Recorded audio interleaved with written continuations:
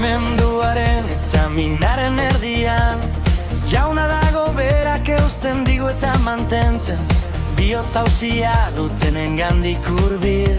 Berak salbatzen eta sendatzen du, bere presentzia leialak laguntzen gaitu gau eta egun.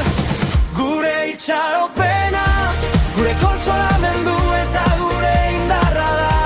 Jainkoa leiala da, maite gaitu eta mantentzen gaitu.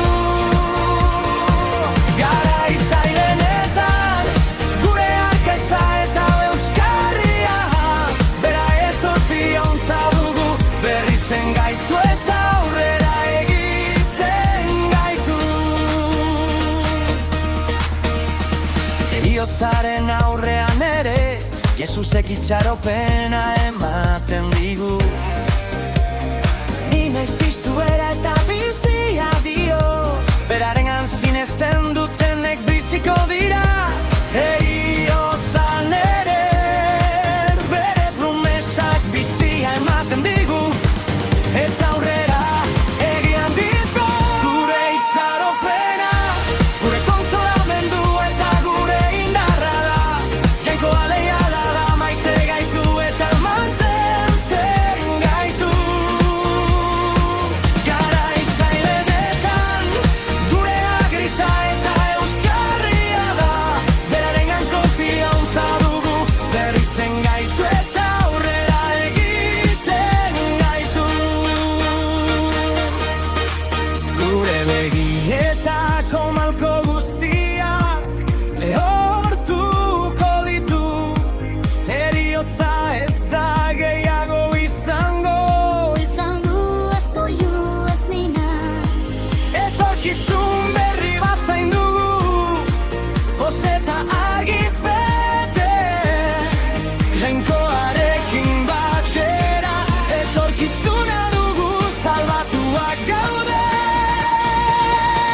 Dena dardarka da bienean, berak eusten digu eta mantentzen. Ez zaitut inoiz utziko, eta ez zaitut inoiz abandonatuko. Bere promesa eta aurrera jarretzeko indarra ematen digu. Berarekin ibiltzen gara, ez gaude bakarrik. Gure itxaropena, gure kontsolamendu eta gure indarra da. Jainkoa leiala da, maite gaitu eta mantentzen gaitu. Garai zailenetan, gure arkatza eta euskarria da. Berarengan konfiantza dugu, berritzen gaitu eta aurrera egiten gaitu. Jaunarengan konfiantza dutenek indarrak berritzen dituzte. Arranoak bezala egan egiten dute, korrika egiten dute eta ez dira nekatzen. Oinez ibiltzen dira eta ez dira nekatzen. Jainkoa haiekin delako, Bere presentzia berritzen gaitu, ez aurrera eragiten. Gure itxaropena, gure kontsolamendu eta gure indarra da. Jainkoa leiala da, maite gaitu eta mantentzen gaitu. Garai zailenetan, gure konfiantza eta euskarria da. Berarengan konfiantza dugu, berritzen gaitu eta aurrera egiten gaitu. Bere presentzia leialagatik goresten dugu jainkoa. Bere maitasun eta graziagatik eskerrak ematen dizkiogu.